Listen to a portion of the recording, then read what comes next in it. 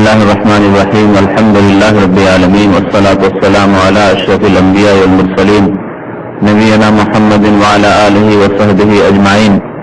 أما بعد، فأعوذ بالله من الشيطان الرجيم. بسم الله الرحمن الرحيم.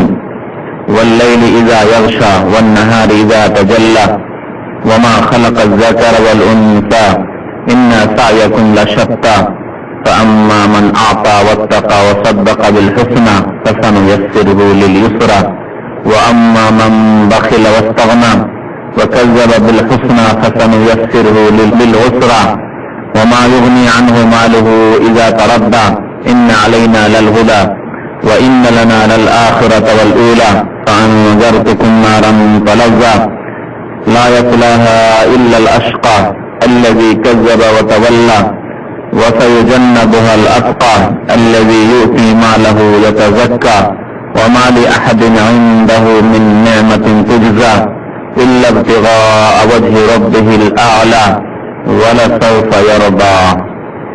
মহান আল্লাহর প্রশংসা এবং রাসূলুল্লাহ সাল্লাল্লাহু আলাইহি ওয়াসাল্লামের উপর দরুদ ও সালামের পরে আজকে তাফসীর হবে সূরাতুল লাইলের। সূরাতুল লাইল এই সূরা মক্কি সূরা। এই সূরার প্রথমে মহান আল্লাহ তিনটি জিনিসের শপথ করেছেন। ওয়াল-লাইলি ইযা ইয়াগশা ওয়ান-নাহারি ইযা তাজাল্লা ওয়া মা খালাকায যাকারা ওয়াল-উনসা। এই তিনটি বস্তুর শপথ করার পরে মহান আল্লাহ মানুষের কর্মতৎপরতার কথা, মানুষের কর্ম প্রচেষ্টার কথা উল্লেখ করেছেন যে বহু মানুষ বহুমুখী তাদের কর্ম এবং কর্ম উদ্দেশ্য কর্মতৎপরতাও ভিন্ন রূপের। এক রকমের কর্ম মানুষ করে না, এক রকমের তৎপরতা ও রাখে না, এক রকমের প্রচেষ্টাও নয়। বিভিন্ন মানুষের প্রচেষ্টা বিভিন্ন রকমের। তারপরে দুই ভাগে ভাগ করা হয়েছে মানুষের কর্ম প্রচেষ্টাকে। দুই রকমের কর্ম প্রচেষ্টার কথা মহান আল্লাহ উল্লেখ করেছেন এবং তাদের কর্ম তৎপরতা বা কর্ম প্রচেষ্টা আমলের যা প্রতিদানের কথা উল্লেখ করেছেন। যারা যেমন কর্ম করবে তেমন তাদের ফল হবে। মহান আল্লাহ ইরশাদ করেছেন ওয়াল-লাইলি ইযা ইয়াগশা, রাতের কসম। লাইল মানে রাত, ওয়াও কসমের জন্য এর আগে অনেকবারই বলেছি। ওয়াল-লাইলি মানে রাতের শপথ করি। ইযা ইয়াগশা যখন রাত ঢেকে নেই, ইয়াগশা মানে ঢেকে নেওয়া, অন্ধকার দিয়ে, রাতের যে অন্ধকার রয়েছে এই অন্ধকার দিয়ে পৃথিবীকে ঢেকে নেই, পৃথিবীকে অন্ধকারাচ্ছন্ন করে।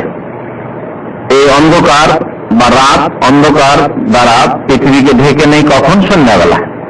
যখন সন্ধ্যাবেলা হয়, সূর্য অস্তমিত হয়, তারপরে ধীরে ধীরে পৃথিবীতে অন্ধকার ছেয়ে যায় এবং তার মাধ্যমে পৃথিবী অন্ধকারে পরিণত হয়।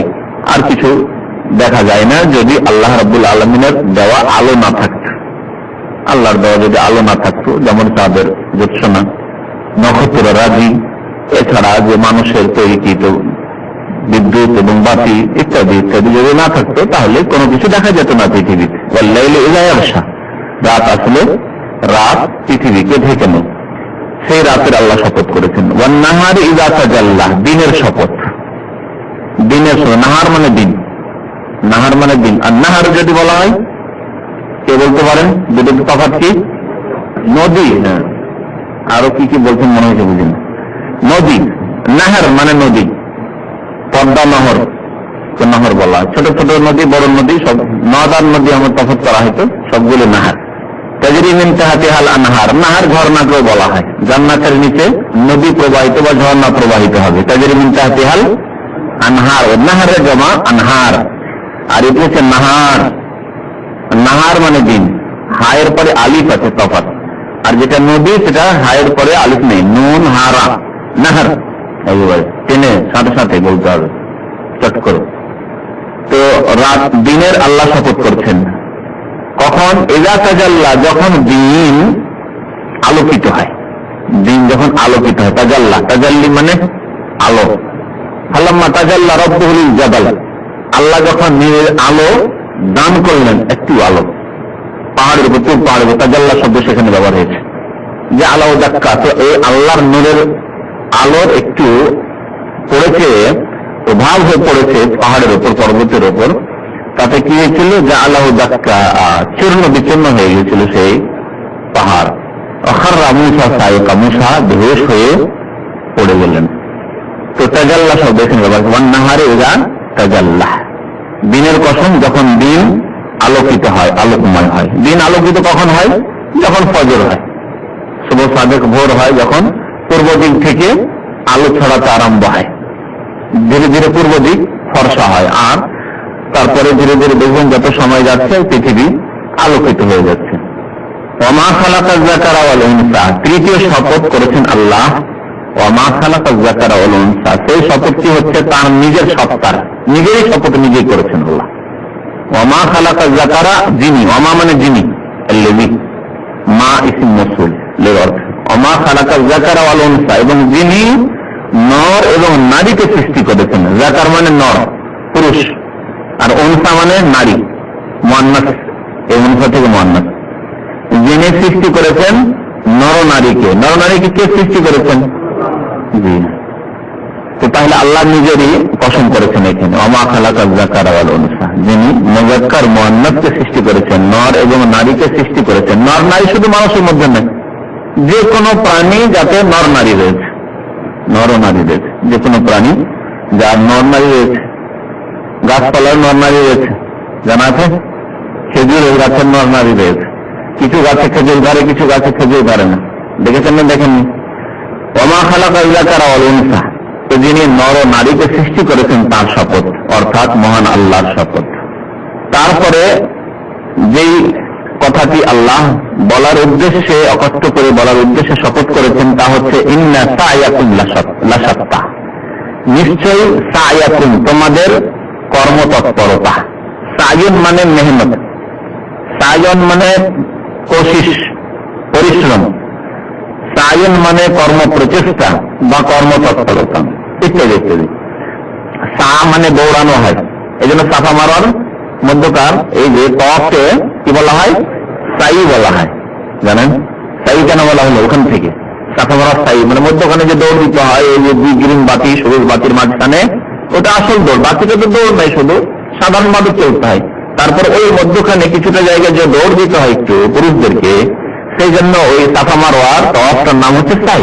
না হলে যে আসলে তওয়াফ মানে প্রদক্ষিণ, সাফা থেকে মারওয়া যাওয়া, মারওয়া থেকে সাফা আসে প্রদক্ষিণ, কিন্তু তার নাম হচ্ছে সাই। এই জন্য সাফা মারওয়া সাইকে আরবি ভাষাতে, হাদিসের ভাষায় তওয়াফ বলা হয়েছে। কাবার যেমন তওয়াফ হয়, তওয়াফ বাইরে সাফা আল মারওয়া, এই ভাষায় বলা হয়েছে। তো সাই বলা হয়, সাই মানে দৌড়ানো। লাইসা লিল ইনসানি ইল্লা মা সা, ওখানে সাই শব্দটি ব্যবহার হয়েছে। লাইসা লিল ইনসানি ইল্লা মা সা, সূরা নাজমে। মানুষ কিছুই হাসিল করতে পারে না, তবে যার জন্য সে পরিশ্রম করে। যেমন যার পরিশ্রম তেমন সে হাসিল করবে।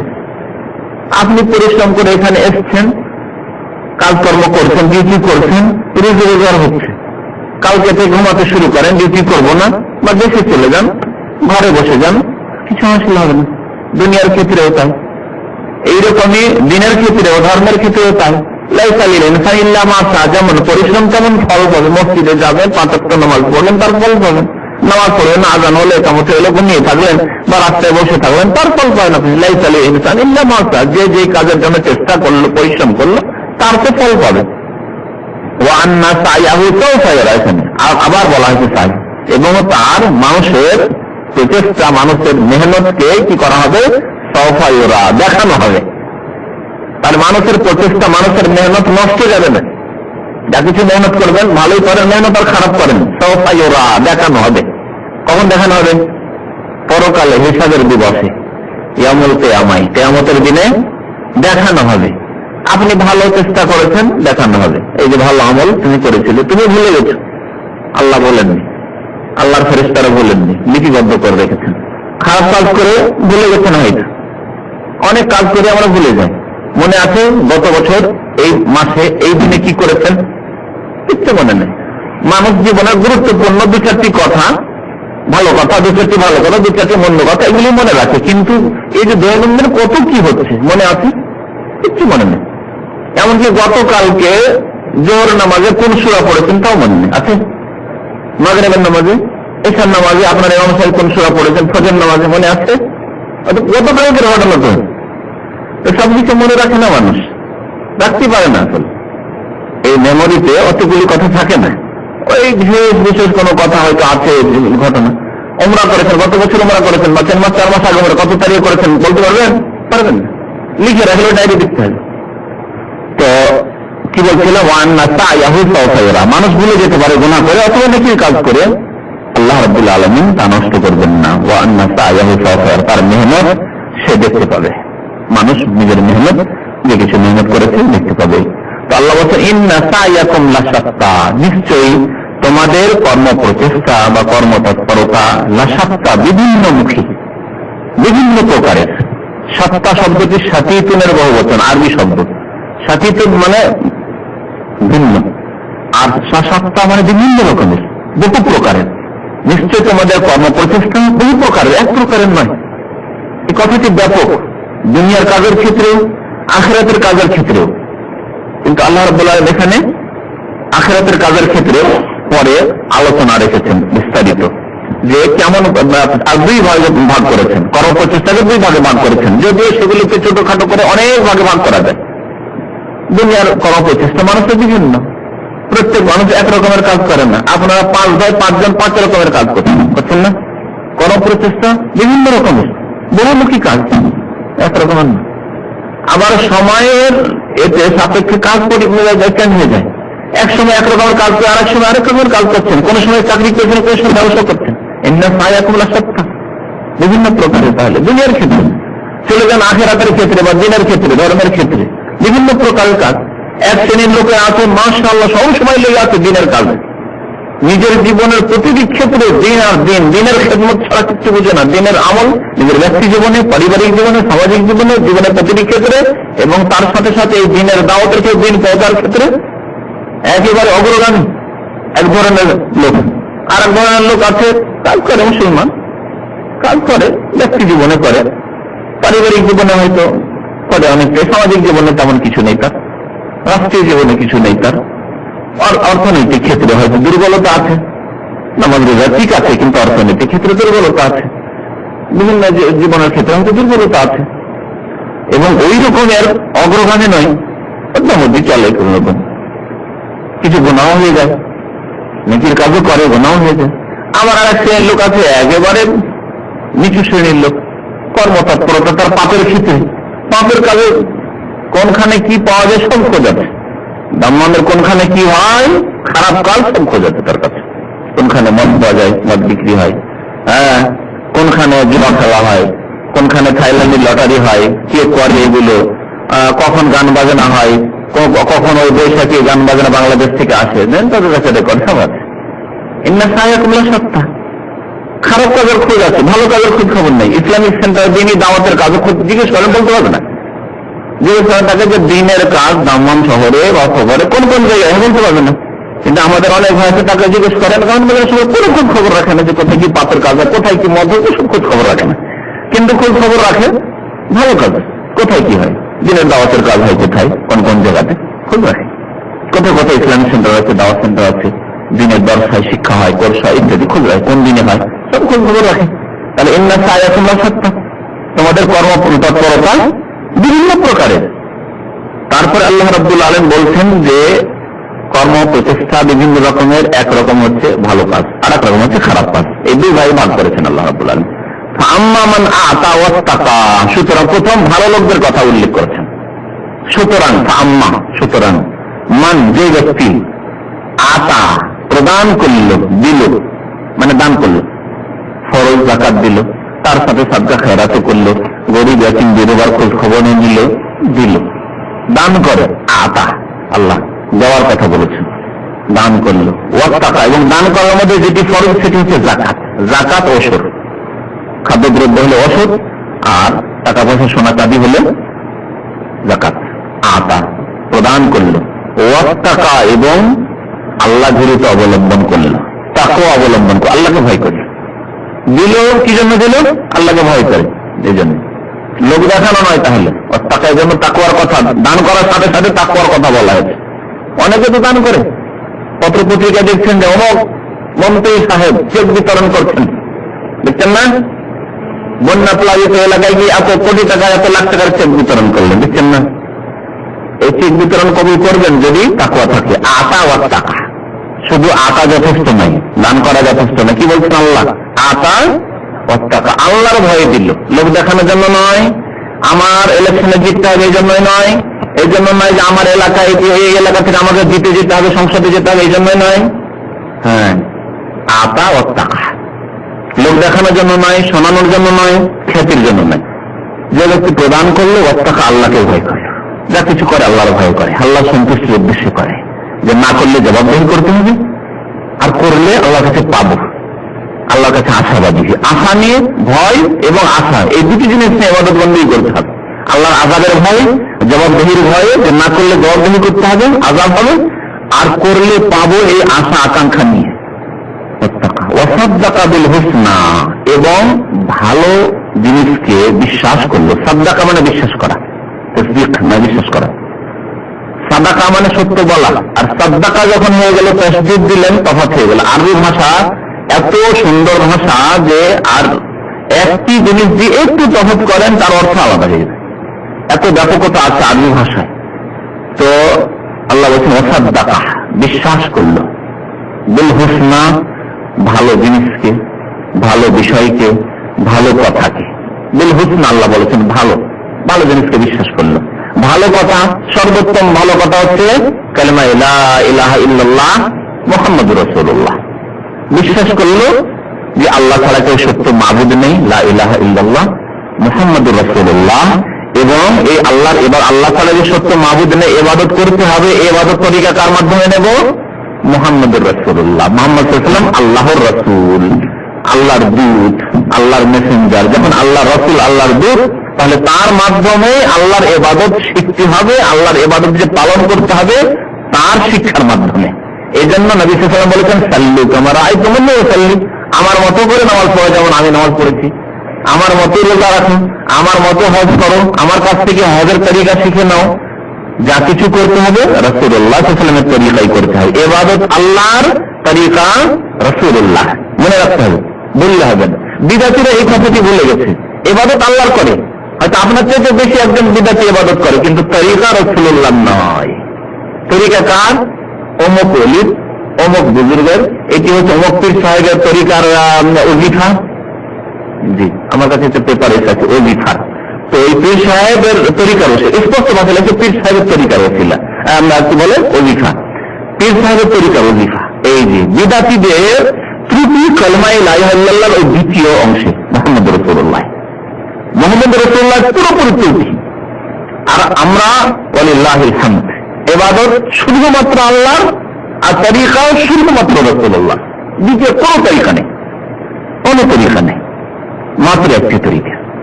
বুঝতে পারছেন? বিদআতীদের মধ্যে প্রথম অংশটিতে ত্রুটি আছে, শুধু দ্বিতীয়টিতে নয়, দ্বিতীয়টিতে তো ত্রুটিতে একেবারে পূর্ণ।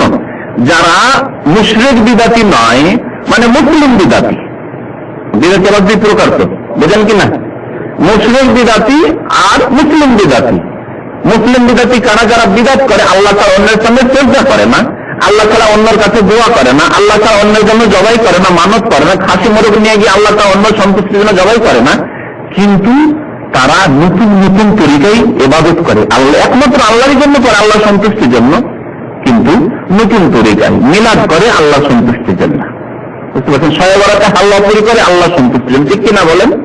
হ্যাঁ, এইভাবে নিয়ত উচ্চারণ করে নামাজ পড়ে, নামাজ পড়ে আল্লাহ সন্তুষ্টির জন্য, মোনাজাত করে নামাজের পরে আল্লাহ সন্তুষ্টির জন্য। বুঝতে পারছেন? কোরআন খানি করে বাবা মা মৃত তাদেরকে বক্সাই, কার জন্য? আল্লাহ সন্তুষ্টির জন্য। 40 করে বাবা মায়ের জন্য, কেউ মারা গেছে তার জন্য। কুলখানি করে কার জন্য? আল্লাহ সন্তুষ্টির জন্য, আল্লাহ সন্তুষ্ট হলে আমার বাবা মা এই কুলখানির মাধ্যমে বা কোরআন খানির মাধ্যমে কি হবে? জান্নাতে পৌঁছবে। তাহলে সন্তুষ্টির উদ্দেশ্য আল্লাহর, কিন্তু লা ইলাহা ইল্লাল্লাহ ঠিক আছে, মুহাম্মদুর রাসূলুল্লাহ ঠিক নেই। মুহাম্মদুর রাসূলুল্লাহ, মুহাম্মদ সাল্লাল্লাহু আলাইহি ওয়াসাল্লাম যে আল্লাহর রাসূল, তরিকা কার নিতে হবে? শুধু রাসূল। কুলখানি রাসূলুল্লাহ সাল্লাল্লাহু আলাইহি ওয়াসাল্লামের তরিকা, কোরআন খানি করে জান্নাত পৌঁছানো এটা আল্লাহ রাসূলের তরিকা, সাড়ে বারোটা আল্লাহ পরীক্ষা আল্লাহ রাসূলের তরিকা, জন্মবার্ষিকী পালন করা 12 রবিউল আউয়াল আল্লাহ রাসূলের তরিকা, সম্মিলিত ভাবে দুরূদ পড়া, ওর নাম হচ্ছে মিলাদ মাহফিল, ইয়া নবী সালামু আলাইকা সুর শায়রির সাথে আল্লাহ রাসূলের তরিকা। তার খলিফার তরিকা যদি না হয় তাহলে মোহাম্মদ রাসূলুল্লাহ ত্রুটি, কলমাই ত্রুটি। কলমাকে ঠিক করে নিলে সত্যিকার মুসলিম হতে পারে, কলমাই ঠিক নেই আসলে। আর যারা মুশরিক মুসলমান তাদের মোহাম্মদ রাসূলুল্লাহ তো ত্রুটি আছে, নাহলে শিরকে ঢুকতো না। যে শিরক মিটাবেন জন্য রাসূলুল্লাহ এসেছেন, সর্বপ্রকার শিরকে মিটিয়ে গেছেন, সেই রাসূলের তরিকা তাহলে শিরকি করে ঢুকলো, কবর মাজার পূজা কি করে ঢুকলো? তাহলে এ তো ঠিক নেই, মোহাম্মদের দ্বিতীয় টুকরো ঠিক নাই, প্রথম টুকরো ঠিক নাই। কি আল্লাহ ছাড়া কেউ সত্য মাবুদ নেই, সমস্ত প্রকার ইবাদত হতে হবে কার জন্য? আল্লাহর জন্য। মুশরিক যারা মুসলিম মানে জাতিতে মুসলিম মুশরিক যারা কবর মাজার পূজারী পীর পূজারী, তারা করে কি আল্লাহ ছাড়া অন্যের জন্য ইবাদত করে। নামাজ আল্লাহর জন্য পড়ে, দোয়াটা গৌসুল আজমের কাছে করে, ঠিক না? ফাসাল্লি রাব্বিকা ওয়ানহার, আল্লাহ বলছেন আল্লাহর জন্য কি তোমার রবের জন্য নামাজ পড়ো, তোমার রবের জন্য কুরবানি করো। যখন ওরসের মেলা লাগে খাসি মোরগ জবাই করে, গরু জবাই করে গিয়ে গিয়ে পীর সাহেবের সন্তুষ্টির জন্য, আল্লাহ সন্তুষ্টির জন্য নয়, ঠিক কিনা? জি, তাহলে কলেমায় তৌফিক বুঝতে পারলাম তো, কলেমার তৌফিকটা। তো যারা মুশরিক জাতিতে মুসলমান মুশরিক, তাদের কলেমার দুটো অংশেই ত্রুটি রয়েছে। আর যারা মুসলিম বিদাতি মানে মুশরিক নয়, মুসলিম বিদাতি, তাদের দ্বিতীয় অংশে ত্রুটি রয়েছে মুহাম্মদ রাসূলুল্লাহ। দুই ক্ষেত্রে ত্রুটি মুক্ত হতে হবে, তাহলে মুসলিম সত্যিকার হওয়া যাবে। না হলে এই বিদাতি দ্বিতীয় প্রকার হলেও শেষ পরিণাম কিন্তু জাহান্নাম। কুল্লু দালালাতিন ফিন্নার, প্রত্যেক বিদাত গুমরাহি, আর গুমরাহির পরিণতি হচ্ছে জাহান্নাম। তো কি বলছিলাম, যে যে ব্যক্তি কি করলো, ওয়াসাদ্দাকা বিল হুসনা, বিশ্বাস স্থাপন করলো হুসনা সুন্দর কথার উপর। হুসনা হাসান থেকে, হাসান মানে সুন্দর, হুসনা সুন্দর কথার উপর, সুন্দর বিষয়ের উপর, সুন্দর কাজের উপর। যেগুলি সুন্দর সুন্দর কাজ আল্লাহ এবং রাসূল যা বলেছেন সবগুলি সুন্দর নয়। নামাজ সুন্দর কাজ, রোজা রাখা সুন্দর কাজ, হজ করা সুন্দর কাজ, উমরা করা সুন্দর কাজ, যাকাত দেওয়া সুন্দর কাজ, ইত্যাদি যত ভালো কাজ আছে সুন্দর কাজ।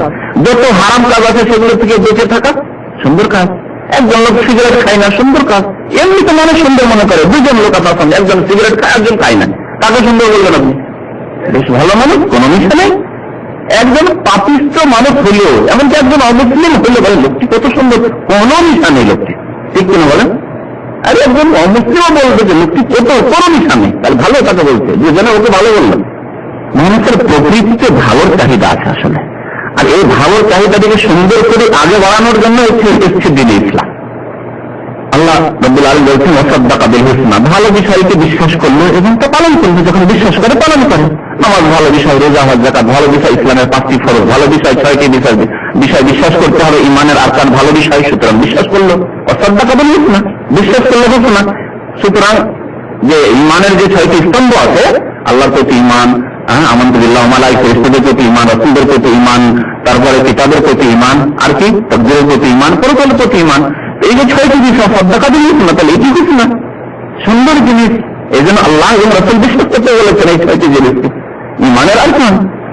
সাদ্দাকা দিল না, ফাসানুয়াসসিরহু লিল ইউসরা, আল্লাহ বলেন যে যারা প্রদান করলো, আল্লাহকে ভয় করলো, ভালো বিষয়কে বিশ্বাস করলো, তাদের জন্য আমি সহজ পথকে আরো সুগম করে দেবো। ফাসানুয়াসসিরহু মানে সহজ করে দেওয়া, আর ইউসরা মানে সহজ, সহজ পথকে আরো সহজ করে দেবো।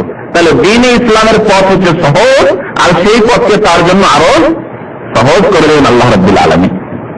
সহজ করে দেওয়ার অর্থ আল্লাহ তৌফিক দেবেন, আরো মজা লাগবে তাকে ভালো চলতে। ফজর নামাজ পড়তে মজা লাগবে, রাত 12টা ঘুমিয়ে ডিউটি করে, তারপরে ফজর ভোর 3টে 2:30 উঠতে মজা লাগবে। আরো যদি ইমান মজবুত হয়, তারপরে রাত 2:30টায় উঠিয়ে তাহাজ্জুদ পড়তে তাকে আরো মজা লাগবে তাকে, বুঝতে পারছেন? তো যত ভালো হবে, যত ঈমান এবং তাকওয়া বাড়বে, তত বেশি সে ঈমান ইসলামের স্বাদ পাবে, দ্বীনি বিধি বিধান পালন করার স্বাদ পাবে, তাকে আরো ভালো লাগবে। এই হচ্ছে অর্থ এই আয়াতটি, যে আল্লাহ সহজ পথকে তার জন্য আরো কি করে দেবেন, সহজতর করে দেবেন বা সুগম করে দেবেন। কষ্ট হবে না, কষ্ট তো কষ্ট মনে করবে না। ঠান্ডা পানিতে ওযু করতে কষ্ট মনে করবে না, গরম পানিতে ওযু করতে দুপুরের সময় কষ্ট মনে করবে না, এখন জোহরের সময় ওযু করবে এত গরম পানি, তা হবে না। আল্লাহ সহজ করে দেবেন কার জন্য? এই যে কয়েকটি গুণ, আল্লাহ 3টি গুণ বলেছেন, আতা ওয়াত্তাকা ওয়াসাদ্দাকা বিল হুসনা, তাদের জন্য। পক্ষান্তরে দ্বিতীয় শ্রেণীর মানুষের কথা, যেহেতু আল্লাহ বলেছেন তোমাদের করো প্রচেষ্টা বিভিন্ন প্রকারের, দ্বিতীয় প্রকারের মানুষের কথা শুনে আল্লাহ বলছেন আম্মা মান বাখিলা, তবে হ্যাঁ যারা কি করলো, বখিলি করলো, কৃপণতা করলো, কার্পণ্য করলো, যারা ও আম্মা মান বাখিলা, যারা কার্পণ্যতা করলো, ওয়াস্তাগনা এবং নিজেকে অভাবমুক্ত মনে করল। কৃপণতা ওখানে ছিল প্রদান করা, দিল, যাকাত দিল, দান খেরাত করলো, এতিম বিধবাকে দেখাশোনা করলো, গরিব অসহায় অনাথকে দেখাশোনা করলো, খরচ করলো, ব্যয় করলো আল্লাহর রাহে। তাছাড়া নিজেদের ফরজ দায়িত্ব রেখে সেই ক্ষেত্রেও খরচ করলো, ছেলে মেয়েদের প্রয়োজনীয় খরচ, এগুলো হচ্ছে প্রদান করার মধ্যেই সামিল। এ করে কি না, কৃপণতা করে, যেখানে খরচ করে না, আল্লাহর রাহে খরচ করে না, যাকাত প্রদান করে না, এতিম বিধবা দেখাশোনা করে না, পাড়া প্রতিবেশীদের খেতে পায় না, আর সে উচ্চমানের জীবনযাপন করছে, আশেপাশের কারো খোঁজ নেই, বাখিলা, সে কৃপণতা করলো। ওয়াস্তাগনা এবং নিজে অবমুক্ত মনে করলো, বা ইস্তাগনার অর্থ হচ্ছে যে অমুখাপেক্ষী হওয়া, কারো মুখাপেক্ষী নেই আমি। গ্রামে সে হচ্ছে অল ইন ওয়াল, পয়সা আছে, সবকিছু আছে, ধনজন আছে, গ্রামের গরিবরা খেতে পারছে না, মরে যাচ্ছে, কারো খোঁজ খবর দিচ্ছে না। কি জন্য? যে তাদের মুখাপেক্ষী নয়, কোনোদিন তাদের প্রয়োজন নেই। কি প্রয়োজন তাদের? বিবাহ সাধিত প্রয়োজন নেই তাদের, মরে গেলেও প্রয়োজন নেই, অনেক লোক আছে আমার, আর সব পয়সাতেই কাজ হবে আমার। অভাবমুক্ত মনে করলো নিজেকে, বা অমুখাপেক্ষী মনে করলো নিজেকে, কারো মুখাপেক্ষী নিজেকে মনে করে না, মহতাজ মনে করে না। যত গাছের বিধর্মী, যাদেরকে আল্লাহ ধ্বংস করে না, তাদের অবস্থা এরকমই ছিল। কারণের কথা দেখেন, কারণ কি ছিল? এই দুটি গুণ তার মধ্যে ছিল না? মুসা আলাইহিস সালামকে বললো যে দেখো মুসা, তুমি দোয়া করে দাও তোমার আল্লাহর কাছে, যদি আল্লাহ আমাকে ধন সম্পদ খুব বেশি দেয় না, তাহলে তোমার সাহায্য করবো, আমি তোমার ধর্ম গ্রহণ করবো। মুসা আলাইহিস সালামের আত্মীয় ছিল সে, কারণ ইন্না কারণা কানা মিন কওমে মুসা, মুসা আলাইহিস সালামের জাতীয় বংশের লোক। এ কারণ বাগা আলাইহি, যখন আল্লাহ ধন সম্পদ দিল, সে বাগা আলাইহি, সীমালঙ্ঘন করলো, বাড়াবাড়ি শুরু করলো, বাখেলা, কৃপণতা করলো, যা ওয়াদা করেছিল তা করলো না। ধন সম্পদের ক্ষেত্রে ওয়াস্তাগনা, নিজেকে মনে করলো যে মুখাপেক্ষহীন, কারো মহতাজ, মুখাপেক্ষী নাই। দেখুন আল্লাহ ধ্বংস করলেন। এইভাবে ফেরাউন, হ্যাঁ, আমার কাছে আমি সুপার পাওয়ার, আমার কাছে সবকিছু আছে। আজকের যুগে যারা ওইরকম, তাদের অবস্থা এরকম, যেখানে দিতে হয় সেখানে দেয় না, যেখানে দান করতে হয় দান করে না, আর নিজেকে মনে করে অভাব মুক্ত, কারো মহতাজ, মুখাপেক্ষী নয় সে। আর সবচেয়ে বড় কথা কি করে? ভালো কথাকে, ভালো বিষয়কে মিথ্যা মনে করল। কালেমা লা ইলাহা ইল্লাল্লাহ মুহাম্মাদুর রাসূলুল্লাহকে মিথ্যা মনে করল। আমি বলেছি যে হুসনা মানে শুধু কালেমা লা ইলাহা নয়, কিন্তু হুসনার যে ব্যাপক অর্থ আছে, তার সবচেয়ে যেটি বড় অর্থ সেটি হচ্ছে কালেমা লা ইলাহা ইল্লাল্লাহ। যেহেতু ও ছাড়া কোনো ইবাদত কবুল হবে না, কোনো ভালো কাজ আল্লাহর কাছে গ্রহীত হবে না।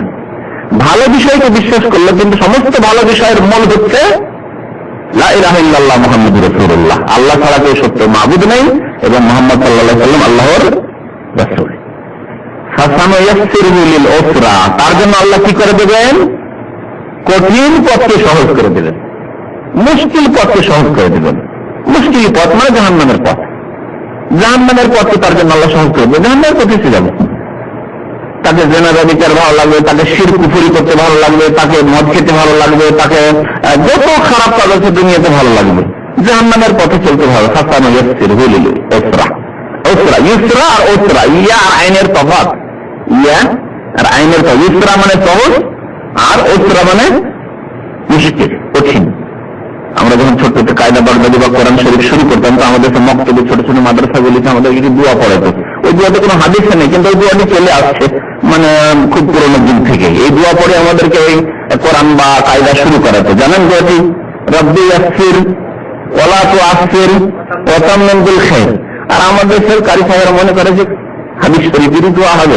হাদিস শরীফের দোয়া নয় অবশ্য, যদি অর্থ ভালো করলে অসুবিধা নেই, কিন্তু ভাববেন না যেটি নবী করিম সাল্লাল্লাহু আলাইহি ওয়াসাল্লামের দোয়া বা কোরআনী দোয়া। রব্বি ইয়াসসির, হে আমার রব, হে আমার আল্লাহ পালন কর্তা। ইয়াসসির, সহজ করে দাও। ইয়া আছে, ইয়াসসির, ইয়া দিয়ে আরম্ভ, ইয়াসসির, সহজ করে দাও। ওয়ালা তুআসসির, কঠিন করে দিও না। তো আসসির আইন দিয়ে, ওয়ালা তুআসসির, কঠিন করে দিও না। ওয়া তাম্মিম বিল খাইর, কল্যাণের সাথে সম্পূর্ণ করা। ওয়া তাম্মিম বিল খাইর। আর আমাদের দেশে যারা কায়দা আর ওই আমপারা শুরু করে, কোরআন শুরু করা, বলে মিষ্টি নিয়ে আসতে হবে, মিষ্টি বাতাসা কিছু নিয়ে আসতে হবে, না হলে শুরু করা হবে না। ওটা তো কোরআন আছে, রব্বি ইশরাহ লি সাদরি ওয়া ইয়াসসির লি আমরি ওয়াহলুল উকদাতাম মিন লিসানি ইয়াফকাহু কওলি। এটা হচ্ছে কোরআনে মুসা আলাইহিস সালামের দোয়া। মুসা আলাইহিস সালামের জবান একটু ছিল, আর ছিল জবানে, কথা বললে একটু আর সৃষ্টি হতো, তোতলা জবান ছিল। তো তিনি দোয়া করলেন আল্লাহ রাব্বুল আলামিনের কাছে। ক্বালা, মুসা আলাইহিস সালাম বলেন, রব্বি ইশরাহ লি সাদরি, আল্লাহ আমার বক্ষকে উন্মুক্ত করে দাও, আমার বক্ষকে উন্মুক্ত করে দাও, অন্তরকে খুলে দাও। ওয়ায়াসসির লি আমরি, সহজ করে দাও আমার কাজকে। দাওয়াতের কাজে বেরোচ্ছেন, নবী হয়েছেন, আল্লাহ আমাকে নবী বানালে আর আমার ভাষা পরিষ্কার নয়, কথা বলবো তো অস্পষ্ট হবে, মানুষ তো বুঝবে না, বলে কি বুঝিনি, যে বক্তা হবে সে কি বলছে যদি সে তার ভাষায় যদি প্রকাশ না পায়, স্পষ্ট না হয়, তো শ্রোতা কি বুঝবে, ঠিক না? দোয়া করলেন তিনি, আল্লাহ আমাকে তো দাওয়াতের কাজে তুমি পাঠিয়ে দিলে। দোয়া করতে লাগলেন, ওয়ায়াসসির লি আমরি, আমার কাজকে সহজ করে দাও। ওয়াহলুল উকদাতাম মিন লিসানি, আমার জবানে গিরা লেগে আছে, গ্রন্থি লেগে আছে। গ্রন্থে গিরা লাগলে যাতে করে মুশকিল হয়, যে যেমন মুশকিল হয় ঠিক তেমনি মুশকিল হচ্ছিল তার কথাবার্তা বলতে, আর সৃষ্টি হতো কথাতে। তো ওয়াহলুল উকদাতাম, আল্লাহ গিরা গ্রন্থিকে খুলে দাও, মিন লিসানি, আমার জবান থেকে, জিহ্বা থেকে, ইয়াফকাহু কওলি, যাতে করে আমার কথা লোকেরা বুঝতে পারে, লোকেরা বুঝতে পারে। ইয়াফকাহু কওলি, আচ্ছা মুখস্থ এই দোয়া খুব বেশি বেশি পড়বেন, এবং এই দোয়া সত্যি ফল আছে, ফল আছে। আন্তরিকতার সাথে, ইখলাসের সাথে পড়বেন। প্রথম প্রথম যারা কথা বলতে লাগে মজলিসে খুব ভয় লাগে। এই জামানা হয়ে আমরা অতিক্রান্ত হয়েছি, মানে অতিক্রম করেছি এই জামানাকে, খুব ভয় লাগে। এমন কাঁপন শুরু হয় ভিতরে, আর তার সাথে সাথে ঘাম দেওয়া শুরু হয়। শীতের দিনও ঘাম চলে আসে, আর মাথার ঘাম পায়ে পৌঁছে যায়। কিন্তু দোয়া করে আল্লাহ রাব্বুল আলামিনের কাছে ইখলাসের সাথে, সব দূর হয়ে যায়, সব দূর হয়ে যায়। রব্বি ইশরাহ লি সাদরি ওয়ায়াসসির লি আমরি ওয়াহলুল উকদাতাম মিন লিসানি ইয়াফকাহু কওলি। ভাষায় যদি জড়তা থাকে, অস্পষ্টতা থাকে, অনেক সময় ভাষা বলতে গিয়ে জড়ো হয়ে যায়, একসাথে একটা ভাষা আরেকটাতে চলে গেলেই তো হলো। যেমন লিখতে গিয়ে কম্পিউটারে বিশেষ করে দেখবেন প্রিন্টার অনেক সময় এরকম করে, আমাদের সাথে ধোকা দেয়। আরে একটা কথায় আরেকটা চলে যাচ্ছে, বারবার প্রিন্ট করছে, একটা অক্ষর আরেকটা চলে বসে আছে, অথচ দূরে দূরে রেখেছি তাকে, ভালো করে দিচ্ছে না তুই দূরে আছে। তারপরে তো এই মানুষের কথা তো এরকম হয়, হ্যাঁ, হরবহর শুরু হয়ে যায়, তারপরে একটা আরেকটা চলে যায়, তখন অস্পষ্ট হয়ে যায়। আসলে তো এরকম হলে অস্পষ্ট হয় কম। তো ফাসানা ইয়াসসিরহু লিল উসরা, যারা কি করবে, কৃপণতা করবে, নিজেকে মনে করবে কোনো অভাব নেই, কারো মুখাপেক্ষী নয়, এবং ভালো বিষয়কে, ভালো কথাকে মিথ্যা মনে করলো, দিন ইসলামকে, দিন ইসলামের বিধিবিধানকে মিথ্যা মনে করলো, ফাসানা ইয়াসসিরহু লিল উসরা, কঠিন পথকে তার জন্য সহজ করে দেবে। তাকে খারাপ কাজ করতে ভালো লাগবে, খারাপ কাজই ভালো লাগবে, আল্লাহ তৌফিক দেবেন না ভালো কাজের জন্য। ওমা ইউগনি আনহু মালুহু ইল্লা তারাদ্দা, আর এই লোক যখন ধ্বংসে পতিত হবে, তারাদ্দা মানে ধ্বংসে পতিত হওয়া, ধ্বংসে যখন পতিত হবে তখন তার ধন সম্পদ তার কোনো কাজে আসবে না। ওমা ইউগনি, কাজে আসবে না। মা ইউগনি, মা মানে না, ইউগনি মানে কাজে আসা, ইউগনি আনহু, মা আগনা আনহু মালুহু মা কথা পড়েছেন না তাব্বাত ইয়াদাতে, তার ধন সম্পদ এবং তার উপার্জিত বস্তু তার কোনো কাজে আসেনি আবু লাহাবের। এখানে বলা হচ্ছে অমাজুবনি আনহু মালু, তার ধন সম্পদ কাজে আসবে না। এরা তারাদ্দা, যখন ধ্বংসে পতিত হবে, তখন জাহান্নামে নিক্ষিপ্ত হবে। তারাদ্দা বলা হয় আরবি ভাষাতে ওপর থেকে পড়ে যাওয়াকে, পাহাড় থেকে কেউ পড়ে গেল যেটা তারাদ্দা, ছাদের ওপর থেকে পড়ে গেল তারাদ্দা বলা হয়। তো জাহান্নামে যা নিক্ষিপ্ত হবে এইভাবে হবে, ওপর থেকে জাহান্নামে নিক্ষিপ্ত হবে। যখন জাহান্নামে নিক্ষিপ্ত হবে, ধ্বংসে পতিত হবে, তখন তার ধন সম্পদ কাজে আসবে না। যখন জাহান্নামের অর্ডার হয়ে যাবে, বিচার নিকাশে সেই দিন যখন ফেল করবে, জাহান্নামের আদেশ হবে, তখন ধন সম্পদ কাজে আসবে না। পৃথিবীর অভাব মুক্ত মনে করেছিল, দুনিয়ার ধন সম্পদ কোথায় গেল, কোনো কাজে আসবে না, রাজত্ব কাজে আসবে না, না ধন কাজে আসবে না জন কাজে আসবে। ইন্না আলাইনা লাল হুদা, তারপরে মহান আল্লাহ বলছেন যে আমার দায়িত্ব হচ্ছে মানুষকে সঠিক পথ প্রদর্শন করা, হিদায়াত করা আমার দায়িত্ব। আল্লাহ এই দায়িত্ব সুন্দরভাবে পালন করেছেন, নবী করিম সাল্লাল্লাহু আলাইহি ওয়াসাল্লামকে এই দায়িত্ব দিয়েছেন, নবী করিম সুন্দরভাবে এই দায়িত্ব পালন করেছেন। ইন্না আলাইনা লাল হুদা, আল্লাহ রাব্বুল আলামিন কিভাবে পালন করেছেন, মহাগ্রন্থ আল কোরআন দান করেছেন। ইন্না আলাইনা লাল হুদা, হিদায়াতের জন্য এই কিতাব, হিদায়াত, আলিফ লাম মিম যালিকাল কিতাব লা রাইবা ফিহি হুদান লিল মুত্তাকিন, মুত্তাকিনদের জন্য হিদায়াত, কিতাব হিদায়াত, হিদায়াতের কিতাব আল্লাহ নাযিল করে দিয়েছেন, গাইড বুক, সুন্দর গাইড বুক আল্লাহ নাযিল করে দিয়েছেন। ইন্না আলাইনা লাল হুদা, আমার দায়িত্ব হচ্ছে সঠিক পথ দেখিয়ে দেওয়া, কোনগুলি কাজ ভালো কোন কাজগুলি খারাপ এ কথা স্পষ্ট করে দেওয়া আল্লাহর দায়িত্ব। আল্লাহ করে দেননি নামাজ পড়া ভালো কাজ, 5 ওয়াক্ত, রোজা রাখা ভালো কাজ, সিয়াম পালন করা রমজান মাসে, যাকাত দেওয়া ভালো কাজ, আপনি 10 শতকরা 2.5 টাকা দেবেন গরিব মিসকিন দরিদ্রের জন্য ভালো কাজ, জীবনে একবার হজ করবেন আপনি, আপনার আধ্যাত্মিক উন্নতি হবে, দিন দুনিয়ার ফায়দা হবে ভালো কাজ, আপনি আরো মাতা পিতার সেবা করবেন ইত্যাদি ইত্যাদি, আপনার যতগুলি কাজ রয়েছে শরীয়তের বিধিবিধান করণীয় তা করবেন ভালো কাজ। আল্লাহ গাইড করেছেন পর্দা করা ভালো কাজ, তাই পর্দার আল্লাহ আদেশ করেছেন, বুঝতে পারছেন। দিনের দাওয়াত দেওয়া, নিজেকে ভালো করা এবং অন্যদেরকে ভালোর দিকে আহ্বান করা ভালো কাজ, তাই আল্লাহ তার আদেশ করেছেন দিনের দিকে আহ্বান করা, দাওয়াত দেওয়ার। সৎ কাজের উপদেশ দেওয়া ভালো কাজ, অসৎ কাজ থেকে মানুষকে নিষেধ করা ভালো কাজ, তাই আল্লাহ তার আদেশ করেছেন। এইভাবে আল্লাহ রাব্বুল যত গুনাহগুলি আছে সেই গুনাহগুলি খারাপ কাজ, সুতরাং সেই ক্ষেত্রে আল্লাহ স্পষ্ট করে হিদায়াত দান করেছেন। জিনা করবে না খারাপ কাজ, চুরি করবে না খারাপ কাজ, জুয়া খেলবে না খারাপ কাজ, মদ্যপান করবে না খারাপ কাজ ইত্যাদি ইত্যাদি যতগুলি খারাপ গুনাহ রয়েছে।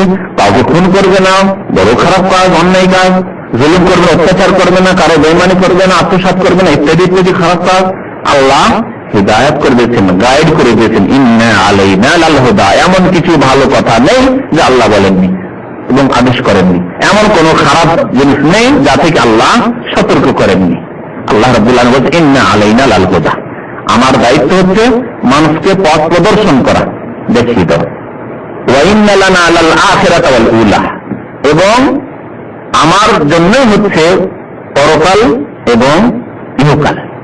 প্রথম পরকালকে আল্লাহ বর্ণনা করেছেন, আখিরা মানে পরকাল, আর উলা মানে প্রথম হয়, প্রথম মানে পরকালের প্রেরণা, যেটা উলা মানে দুনিয়া। তো আমি হচ্ছি মালিক দুনিয়া এবং আখিরাতের।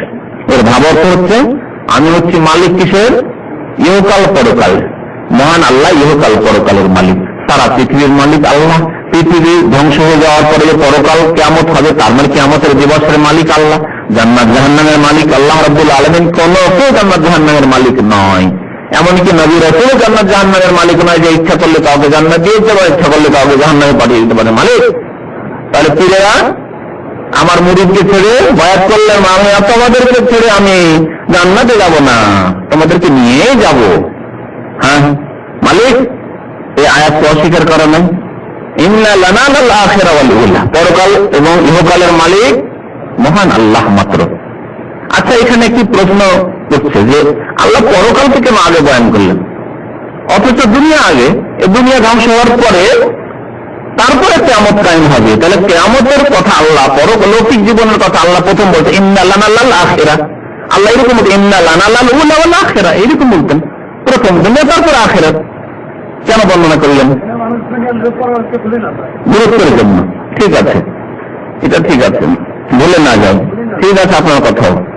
আর কিছু, আরেকটি কথা আছে, সেটি হচ্ছে এই যে দুনিয়াতে ছোটখাটো রাজা আছে, দুনিয়াতে ছোটখাটো রাজা আছে, প্রত্যেক দেশের প্রধানমন্ত্রী আছে, রাষ্ট্রপতি আছে, রাজা বাদশাহ আছে।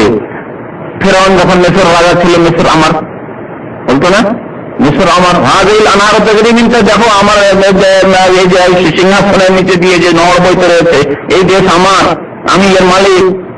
তাহলে দুনিয়াতে মালিকানার দাবিদার আছে কিছু, যদিও তাদের মালিকানা সীমিত এবং অসহায় মালিক। যখন মালাকুল মউত এসে রূহটা কবজ করে নিয়ে যায়, তখন কত অসহায় অবস্থা। হায়রে মালিক, হায়রে রাজা, হায়রে বাদশাহ, কোথায় গেল তোমার সিংহাসন, কোথায় গেল রাজত্ব, কোথায় গেল তোমার অট্টালিকার প্যালেস, প্রতিটি শহরে শহরে সব থেকে গেল, আর খালি হাতে কাফনে চলে গেল তুমি। ঠিক কিনা বলো? আছে কেউ? যে বিগত মানব জাতির ইতিহাসে যত রাজা ধীরাজা এসছে, কেউ আছে? কেউ নেই, সবাই চলে গেছে। আর যারা আছে বর্তমানে এবং আগামীতে আসবে, তাদেরকেও চলে যেতে হবে।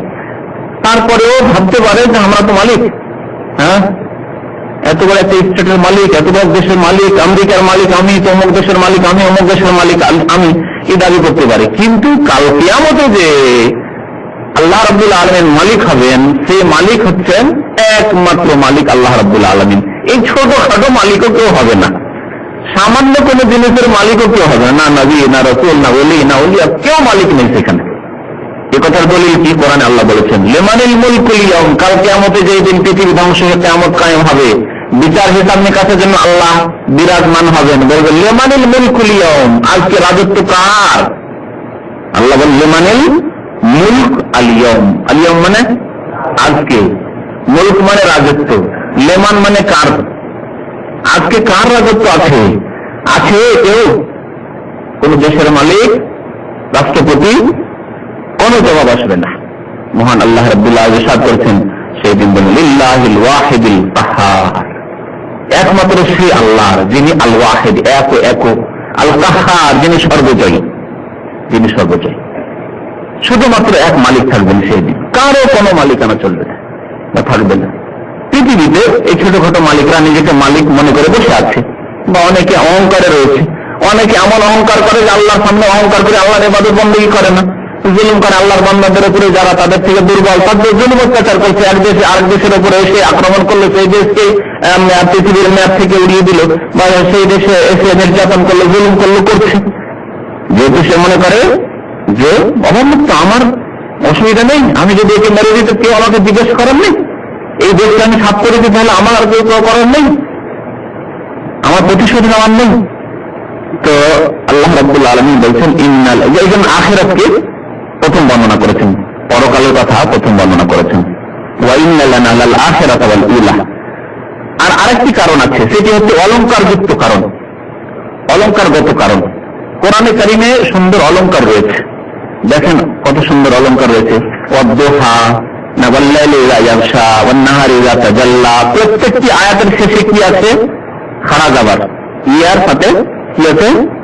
খাড়া জাবার আছে, যেটাকে আমরা আমাদের দেশে খাড়া জাবার বলি, আলিফ। দেখেন ইন্না আলাইনা লাল হুদা, এখানেও খাড়া জাবার আছে ইয়ার উপর।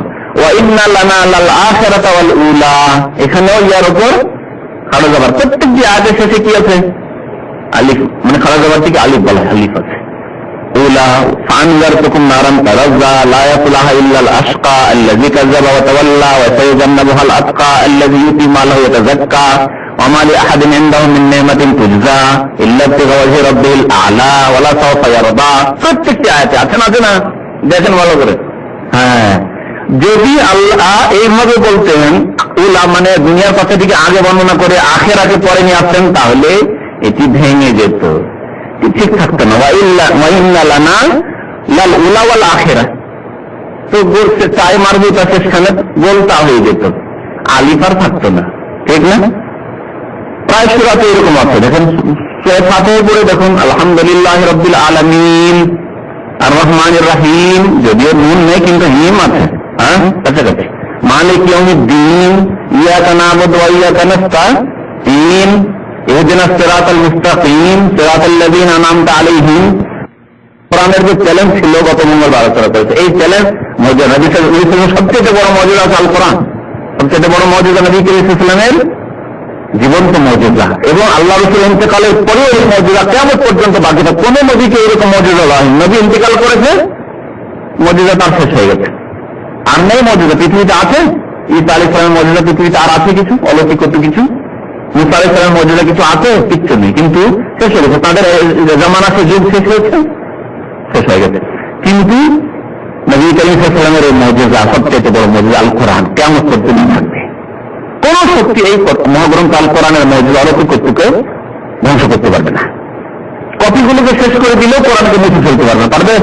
লক্ষ লক্ষ মুসলিম হাফেজ রয়েছে, ছেলেরা 8 বছর 10 বছর 12 বছর ছেলে কোরআনের হাফেজ রয়েছে। এইভাবে আল্লাহ রাব্বুল আলামিন কোরআনে কারীমের হেফাজতের দায়িত্ব নিয়েছেন এবং এই দায়িত্ব বাস্তবায়ন করেছেন। ইন্না নাহনু নাযালনা যিকরা ওয়া ইন্না লাহু লাহাফিজুন, আমি কোরআন নাযিল করেছি, এর হেফাজত আমি করব, আল্লাহ বলছেন।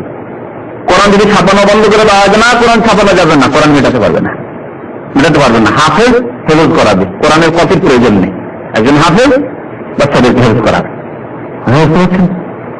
শেষ করতে পারবে না কিয়ামত পর্যন্ত কোন শক্তি। আজকে ইহুদি শক্তি উঠে পড়ে লেগেছে, আল ফুরকানুল হক তৈরি করেছে আমেরিকার ছত্র ছায়ায়। ইহুদিরা একটি বই তৈরি করেছে যার নাম হচ্ছে আল ফুরকানুল হক, নাম দিয়েছে আল ফুরকানুল হক। আর সেই বইটি তৈরি করেছে তারাই লিখেছে, ইন্টারনেটে এসেছে যে এই বইটি স্পেশালি তৈরি করা হয়েছে মুসলিম দেশের জন্য। এই যে 50টি অধিক মুসলিম দেশ আছে না, এই মুসলিম দেশগুলিতে বাই ফোর্স তাদের সিলেবাসে পড়াতে হবে। বিশেষ করে যে মিশনারি স্কুলে মুসলিম ছেলেরা পড়ছে তাদেরকে বাধ্যতামূলক এটি একটি তাদের সিলেবাসে থাকবে। তারা তৈরি করেছে কোরআনের বিকল্প, আর কোরআন পড়ানো যাবে না, যেহেতু কোরআনের জিহাদের কথা রয়েছে, কোরআনে এই কাফের কথা রয়েছে, তো মুসলিম কাফের ভাগ রয়েছে না, ওইসব কিচ্ছু নেই, আর জিহাদ নেই, বুঝতে পারছেন? সব শেষ।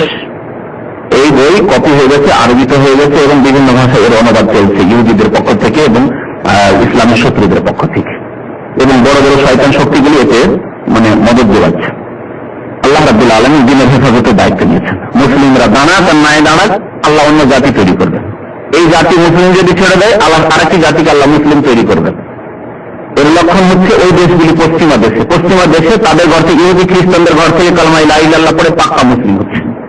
আমাদের কয়েক ভাই যারা ওইসব দেশে ইউরোপ আমেরিকা থেকেছেন তারা বলছেন যে শ্বেতাঙ্গ পশ্চিমা তারা, আমাদের দেশের ভারতীয় নয় যে তারা গিয়ে ওখানে নাগরিক হয়েছে, সেই দেশের লোক কনভার্টেড মুসলিম হয়েছে কালেমা লা ইলাহা ইল্লাল্লাহ পড়ে, ইহুদি খ্রিস্টান। এবং তারা ফজর আযানের পূর্বে, অনেক পূর্বে, তাহাজ্জুদের সময় মসজিদ খুলবে এই জন্য মসজিদের গেটে এসে লাইন লাগিয়ে আছে। যারা দেখেছেন এই দৃশ্য লন্ডনে, প্যারিসে এবং আপনার আমেরিকাতে, কানাডাতে, তারা এসব কথা আমাদের কাছে বর্ণনা করেছে। আলহামদুলিল্লাহ, দ্বীনের হেফাজত আল্লাহ এভাবে করবে। তাদের ঘর থেকে বের করে নিয়ে আসবেন আল্লাহ রাব্বুল আলামিন দ্বীনের হেফাজতের জন্য বাহিনী। ওয়াইন তাতাওয়াল্লাউ ইয়াস্তাবদিল কওমান গায়রাকুম সুম্মা লা ইয়াকুনু আমসালাকুম। আল্লাহ মুসলিম জাতিকে বলতেন, তোমরা যদি অবাঞ্ছিত হয়ে যাও, তোমরা যদি সত্যিকার মুসলিম না থাকো, ইসলাম থেকে ফিরে যাও, ওয়াইন তাতাওয়াল্লাউ, ফিরে যাও, ইয়াস্তাবদিল কওমান গায়রাকুম, তোমাদেরকে বাদ দিয়ে আল্লাহ অন্য একটি জাতিকে নিয়ে আসবেন যাদেরকে সত্যিকার মুসলিম করবেন। তারা হবে তাহাজ্জুদ গুজার, তারা হবে ফজর নামাজের পাবন্দি করনেওয়ালা, তারা ফজর নামাজের আগে, আযানের আগে এসে মসজিদে উপস্থিত থাকবে। সুম্মা লা ইয়াকুনু আমসালাকুম, তারা তোমাদের মতো অবাঞ্ছিত হবে না, তারা সত্যিকার মুসলিম হবে। সূরা মুহাম্মদ তাফসীরে বারী আল্লাহ রাব্বুল আলামিন কি বলছেন? ওয়া ইন্না লানা লাল আখিরাতা ওয়াল উলা, আমি হচ্ছি মালিক ইহকাল পরকালের।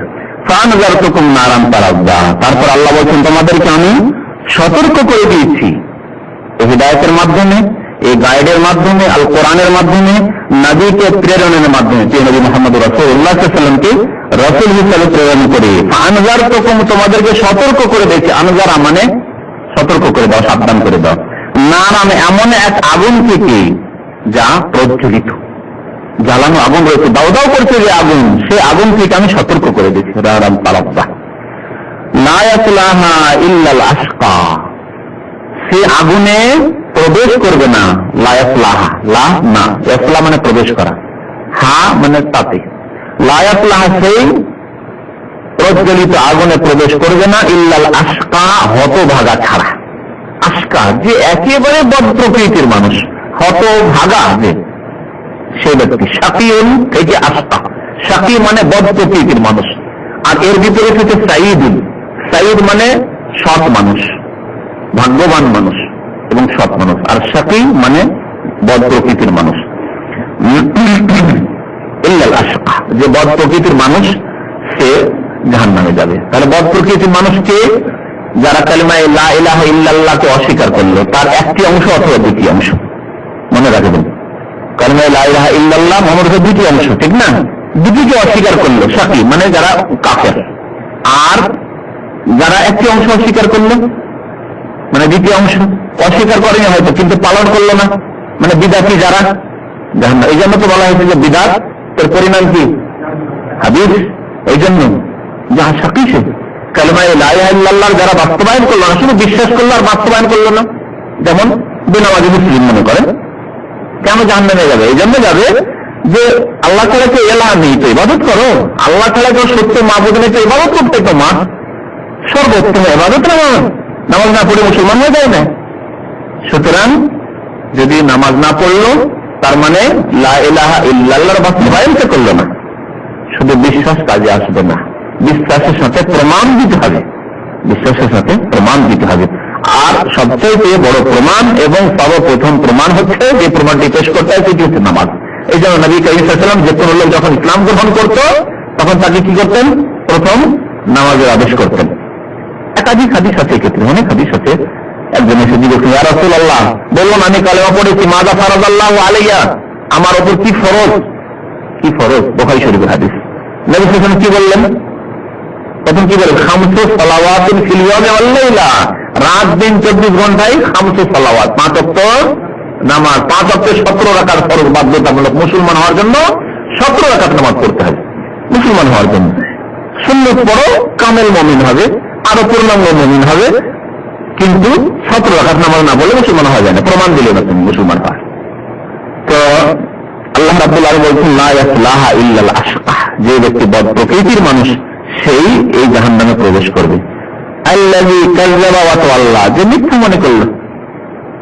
বদ প্রকৃতির শীর্ষস্থানীয় ব্যক্তিকে, বদ প্রকৃতির অনেক ক্যাটাগরি আছে, অনেক স্তর আছে, খারাপ মানুষ যারা, তাদের অনেক স্তর আছে। তার মধ্যে যারা শীর্ষস্থানীয় বদ প্রকৃতির আশকা, তাদের কথা আল্লাহ বলছেন আল্লাযী কাযযাবা, যে মিথ্যা প্রতিপন্ন করলো, মিথ্যা মনে করলো।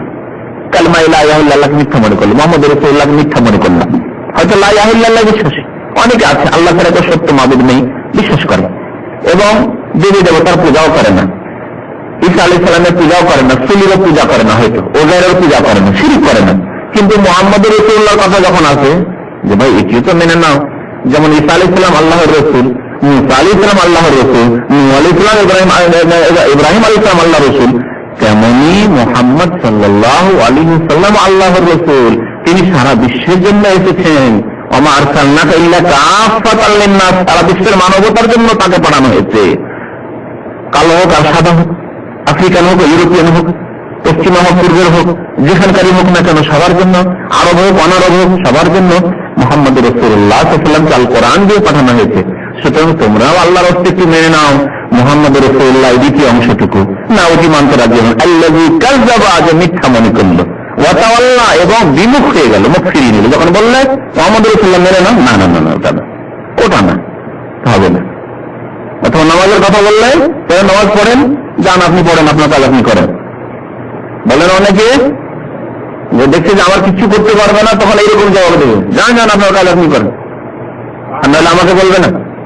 আর এইরকম কত কথা যে আমাদের কাছে অভিযোগ আসে এই বেনামাজি মুসলমানদের পক্ষ থেকে, জাতিতে মুসলমান, গোশত খাওয়া, গরুর গোশত খাওয়া মুসলমান সবাই, তো এইরকম কথা বলে, না আপনার কাজ করেন আপনি, লা ইলাহা ইল্লাল্লাহ, যা মনে হচ্ছে কষ্ট দিচ্ছে তাকে। অথচ জাহান্নামের কাছে, জাহান্নাম থেকে তোমাকে উঠাতে চাইছে তোমার এই ভাই, তোমার দিনী ভাই, তার কষ্ট হচ্ছে যে তুমি জাহান্নামে যাবে, এই জন্য তোমাকে জাহান্নাম থেকে উঠাতে চাইছে। আর তুমি জান আপনি আপনার কাজ করেন, না নাহলে খবরদার বলবেন না, বলবেন না আমাকে, তুমি তোমার কাজ করো। আর যদি ভয় থাকে তাহলে আচ্ছা আসছে, তারপরে এলো না।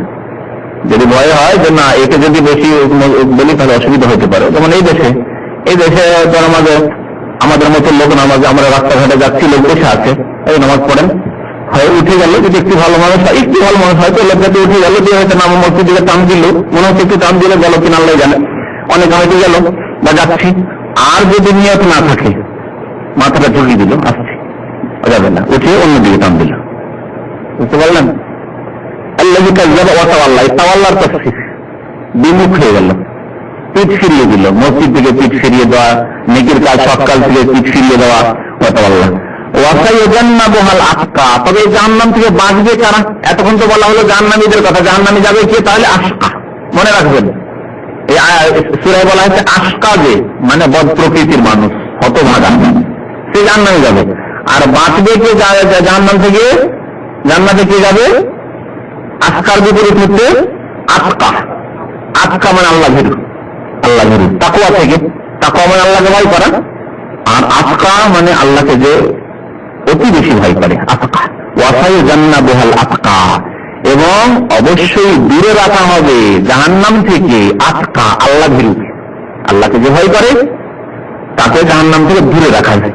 জান্নাবা মানে দূরে রাখা, জান্নাবা মানে দূরে রাখা। এই জন্য সহবাসের দোয়াতে কি আছে? কে জানে সহবাসের দোয়া? আর তাহলে তো না, সহবাসের দোয়া কজন জানে? এই যে এখন 3-4টা, আরো কম। রব্বে ইশরাহলি জানালো, সহবাসের দোয়া জানানো মুশকিল। সহবাসের দোয়া না জানলে শয়তান শরীক হয়ে যাবে, মনে রাখবেন। তো রহস্যমজাকের কথা না, অত্যন্ত গুরুত্বপূর্ণ। সহবাসের দোয়া যদি কেউ না পড়ে সহবাসের পূর্বে, তাহলে শয়তান অংশ নেবে, তাতে শয়তানের ভাগ থাকবে, তাতে শয়তানকে ভাগ দেবেন, খবরদার না, মুখস্থ করবেন, অত্যন্ত গুরুত্বপূর্ণ। এবং মনে রাখবেন, শয়তান আপনার অথবা আপনার স্ত্রীর অথবা আপনার ছেলে মেয়েদের ক্ষতি করতে পারে এই দোয়া না পড়লে। আর দোয়া পড়লে হাদিস আছে, ফাইন কুদ্দিরা বাইনাহুম ওয়ালাদুন, এই দোয়া পড়ে যদি সহবাস করে, আল্লাহ যদি তাদের ভাগ্যে কোনো ছেলে রাখে, মেয়ে রাখে, সন্তান রাখে, লাম ইয়াদুররুহু শায়তানু আবাদা, শয়তান কোনোদিন ওই ছেলে মেয়ের ক্ষতি করতে পারবে না, দিনে শয়তানে বুঝতে পারবে না, ক্ষতি করতে পারবে না।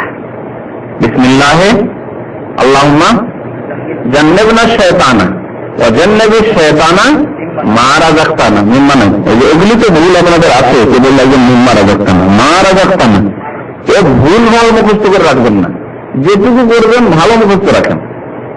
বিসমিল্লাহ আল্লাহুম্মা জান্নিবনা শাইতানা, আল্লাহর নাম নিয়ে আরম্ভ করছি। আল্লাহ জান্নিবনা শাইতান, আমাদেরকে শয়তান থেকে দূরে রাখো। জান্নিব না, আমাদেরকে দূরে রাখো। জান্নাবা মানে দূরে রাখা। ওই যে ওয়াসাই জান্নাবা, আরবি জানা থাকলে কত ফায়দা। এখন এখানে জান্নাবুহা, দূরে রাখা হবে জাহান্নাম থেকে। কাছে আটকা মুত্তাকিকে। আর ওখানে আল্লাহুম্মা জান্নিবনা শাইতান, আল্লাহ শয়তানকে আমাদের থেকে দূরে রাখো। ওয়া জান্নিবিশ শাইতানা মা রাযাকতানা, এবং শয়তানকে দূরে রাখো ওই সব ছেলে মেয়ে থেকে আমাদের, যা আমাদেরকে দান করবে, যা আমাদেরকে দিয়েছে বা দেবে, তা থেকে শয়তানকে দূরে রাখো, যাতে করে শয়তান আমাদের ক্ষতি না করতে পারে, স্বামী স্ত্রী, অথবা আমাদের ছেলে মেয়েদের ক্ষতি না করতে পারে, গর্ভের ক্ষতি না করতে পারে, গর্ভধারণ করতে পারে। ওয়াসাইজান্নাবুল আতকা আল্লাযী ইউতি মালা ইয়াতাযাক্কা। তাহলে আতকাকে আতকার গুণ বর্ণনা করা, যেমন ওখানে আতকার গুণ বর্ণনা করা হলো যে মিথ্যা প্রতিপন্ন করে এবং পিঠ ফিরিয়ে নেয়, বিমুখ হয়। এখানে আতকা যে আল্লাহ বিরুকে, আল্লাহ বিরুর গুণ আল্লাহ রাব্বুল আলামিন বর্ণনা করেছেন। আল্লাযী ইউতি মালাহু, যে ব্যক্তি ধন সম্পদ দান করে থাকে। মাল মানে ধন, ইউতি মানে দান করা, দেওয়া। যে ব্যক্তি ধন সম্পদ দান করে, কি উদ্দেশ্যে দান করে? ইলেকশনে জয়ী হওয়ার জন্য, হ্যাঁ, খ্যাতির জন্য। আমাদের দেশে ওয়াজ মাহফিলে দান হয়, দান কালেকশন হয় ওয়াজ মাহফিলে। যদি দোয়া না করে বক্তা সাহেব সুর শায়েরি দিয়ে, তাহলে আর দান করবে না।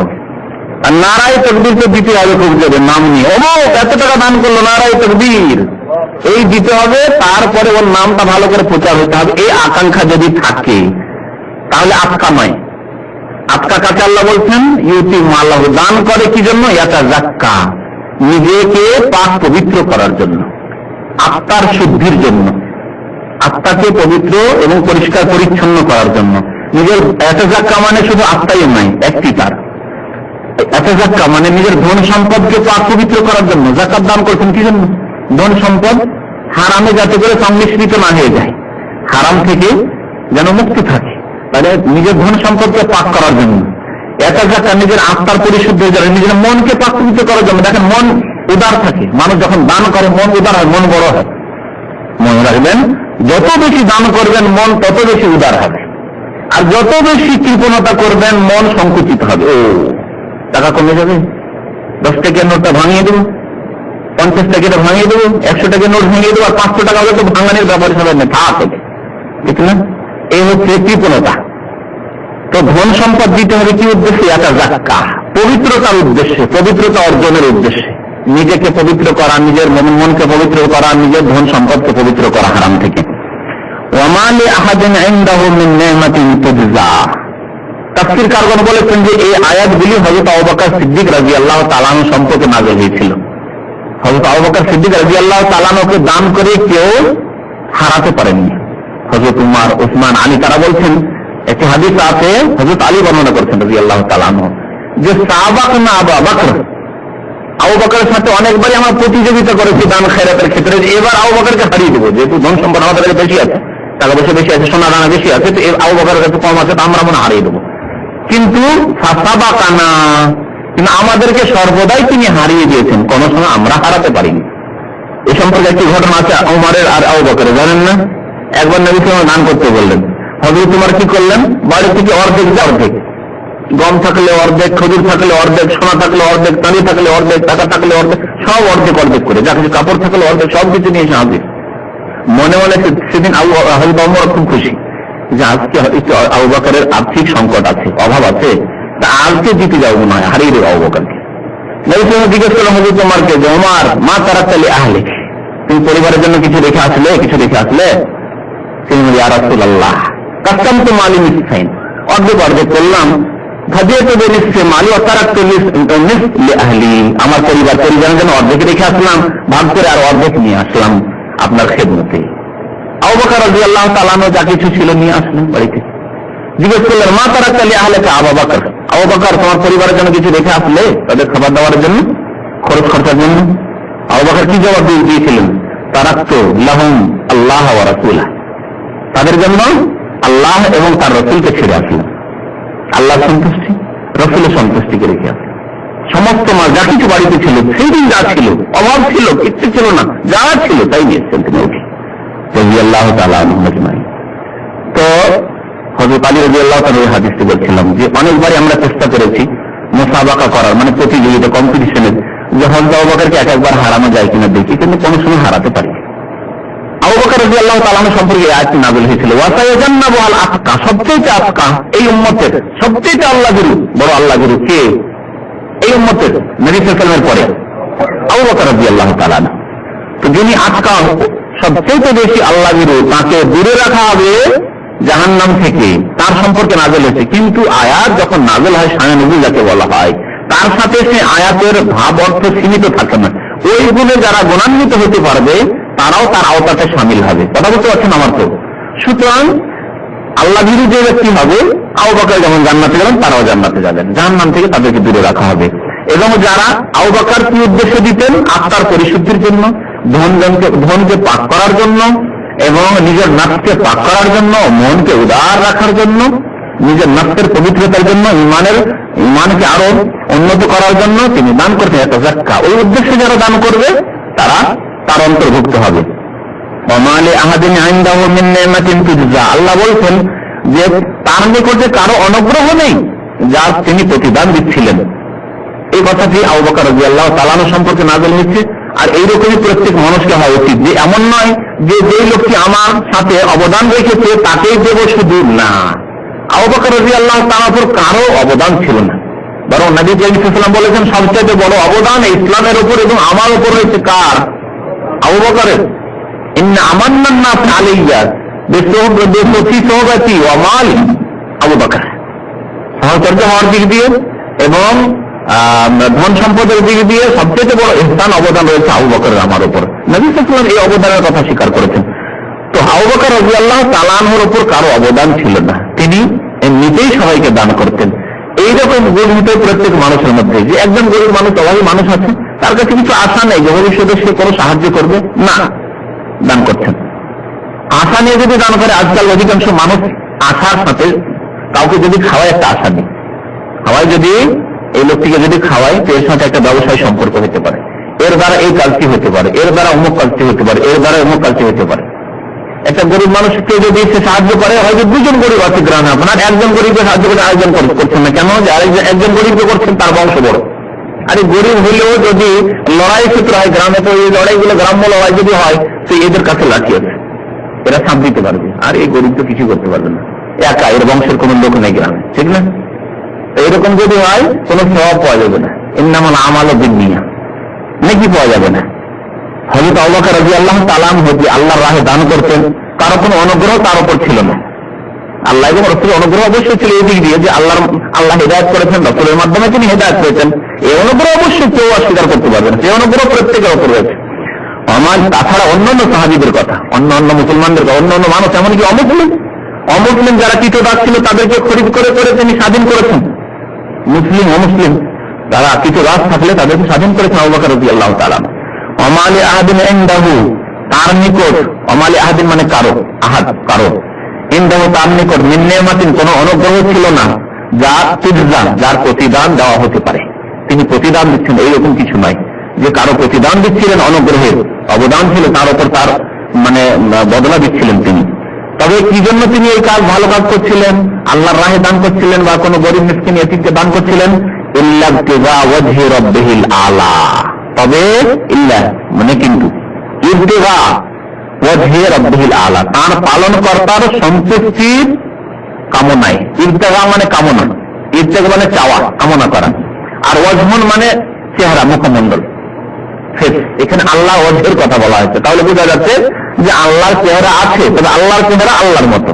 কেউ যদি আপনাকে জিজ্ঞেস করে যে আল্লাহর চেহারা আছে, কি বলবেন? বলবেন না যে না না না আল্লাহ নিরাকার, না, গুমরাহি কথা। আল্লাহর চেহারা আছে। কেন আল্লাহর চেহারা আছে? কোরআন আছে, দেখেন, ইল্লা ইবতিগা ওয়াজহি রাব্বিহিল আলা, ওয়াজহুন মানে শেষ চেহারা। আরবি ভাষা বুঝি, আরবি ভাষা ডিকশনারি খুলে দেখেন, ওয়াজহুন মানে কি? ওয়াজহুন মানে মুখমণ্ডল, ওয়াজহুন মানে চেহারা, বুঝতে পারছেন? তাবারাকা ইসমু ওয়াজহি রাব্বিকা যিল জালাল ওয়াল ইকরাম, চেহারা রহমান, ওয়াজহুন বলা হয়েছে। কুল্লু মান আলাইহা ফান ওয়া ইয়াবকা ওয়াজহু রাব্বিকা যিল জালাল ওয়াল ইকরাম, ওয়া ইয়াবকা ওয়াজহু রাব্বিকা, ওয়াজহুন বলা হয়েছে, তোমার রবের ওয়াজহুনের চেহারা। তাহলে যদি আপনাকে প্রথম প্রশ্ন করা হয় আকীদা সম্পর্কে যে আল্লাহ কি চেহারা আছে, হ্যাঁ আছে। কেন? কোরআনে বলা হয়েছে সেই জন্য আছে। কেমন? যে আল্লাহর মতো। কেমনের উত্তর কি বলবেন? আমরা জানি না। আল্লাহ কেমন জানেন? যেমন আল্লাহ কেমন জানি না, তেমন আল্লাহর চেহারা কেমন তাও জানি না। আল্লাহ কেমন যখন জানি না, তখন আল্লাহর চেহারা কেমন তাও জানি না। আল্লাহর চেহারা আল্লাহর মতো। যেমন মানুষের চেহারা মানুষের মতো, ছাগলের মতো তো নয়, বানরের মতো নয়, হনুমানের মতো তো নয়, মানুষের চেহারা মানুষের মতো। তাহলে মাখলুকের মধ্যে যদি তফাৎ থাকে, এক মাখলুক এক সৃষ্টি, অন্য সৃষ্টির চেহারা বা আকৃতিতে তফাৎ থাকে, তাহলে খালেক আর মাখলুকের স্রষ্টার সৃষ্টির যেই তফাৎ আছে ওই রকমের তফাৎ, এবং জানা নেই। ইমাম মালিক রহমতুল্লাহ আলাইহিকে জিজ্ঞেস করে, আইম্মায়ে কেরামের এই আকীদা ছিল। স্বয়ং ইমাম আবু হানিফা, ইমাম শাফি, ইমাম মালিক এবং আহমদ সমস্ত ইমামদের এই আকীদা ছিল যে আল্লাহর আকার আছে। আমি তো বলি যে আমাদের দেশের হানাফি ভাইরা যারা পথভ্রষ্ট হয়েছে এই আল্লাহর আকারের ক্ষেত্রে, কেন পথভ্রষ্ট হয়েছে? অথচ ইমাম আবু হানিফা রহমতুল্লাহ আলাইহি কিতাব আছে ফিকহে আকবর, নোট করে নেন নামটি। আর যদি কেউ দেখতে চায় আরবি ভাষা বইটি আমার কাছে আছে, আরবি ভাষাতে বইটি ফিকহে আকবর, বইটির নাম আকীদা সম্পর্কিত বই। এতে তিনি লিখেছেন যে আল্লাহর হাত আছে, ওয়ালিল্লাহি ইয়াদুন, আল্লাহর হাত আছে। আল্লাহর হাত আছে মানে আকার আছে। ইমাম আবু হানিফারও আকীদা এই ছিল যে আল্লাহর আকার আছে, এবং তিনি বলছেন হাত মানে শক্তি নয়, হাত মানে ক্ষমতা নাই, বরং হাত মানে আল্লাহর হাত যেমন হয় আল্লাহর মতো। তার কথা বলছি।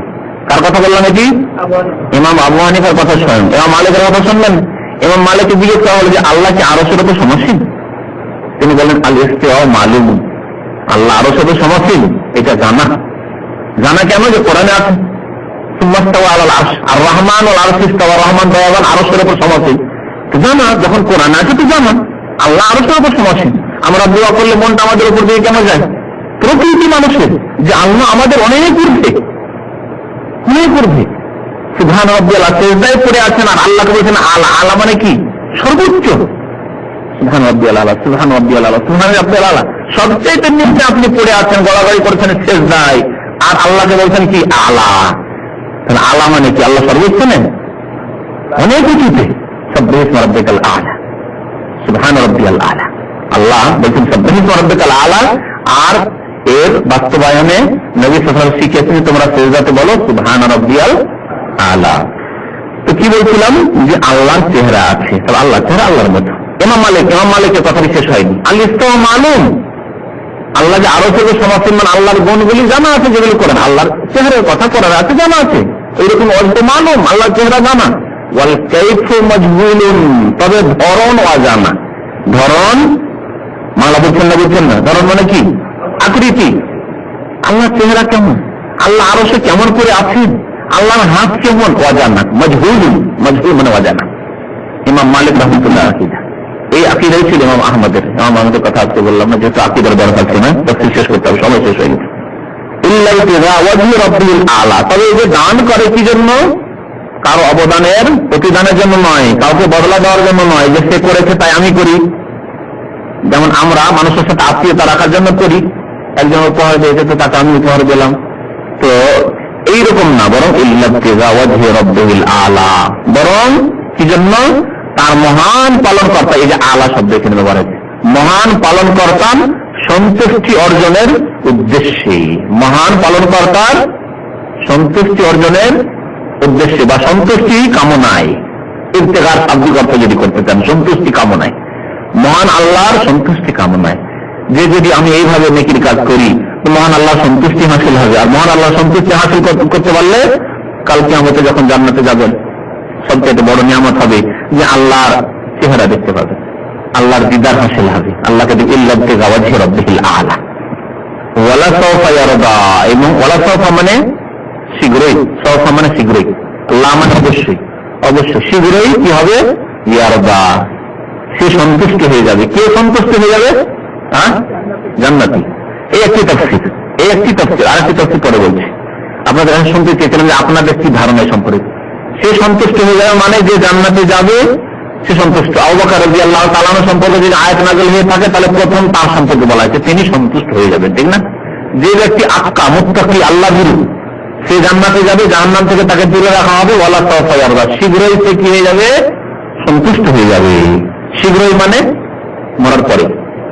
দুনিয়াতে আল্লাহ নাও দিতে পারে তাকে, দুনিয়াতে নবী সাল্লাল্লাহু আলাইহি ওয়াসাল্লাম নেননি, আল্লাহ দিয়েছিলেন, অপশন দিয়েছিলেন, যেতে চাও তুমি বাদশাহ হতে চাও, রাজা হতে চাও, তুমি ধন সম্পদ চাও, ওহদ পাহাড়কে আমি গোটা পাহাড়টাকে পর্বত থেকে আমি সোনা করে দিচ্ছি। নবী সাল্লাল্লাহু আলাইহি ওয়াসাল্লামকে বলা হয়েছিল না? নবী সাল্লাল্লাহু আলাইহি ওয়াসাল্লাম চাননি যে না আল্লাহ আমি ধন সম্পদ চাই না, রাজা হতে বাদশাহ হতে চাই না। কিন্তু ইন্তেকালের পর একজন মুত্তাকি মানুষ ওয়ালা সাউফা ইয়ারদা, অবশ্যই সন্তুষ্ট হয়ে যাবে। আল্লাহ এত নিয়ামত দিবেন কবরে, তাকে এত আরামের জীবন দিবেন ইল্লিনের জগতে, এত আরামের জীবন দিবেন পরকালে এবং পরকালের পরে জান্নাতে, ওয়ালা সাউফা ইয়ারদা, অবশ্যই সে শীঘ্রই কি হয়ে যাবে? সন্তুষ্ট হয়ে যাবে।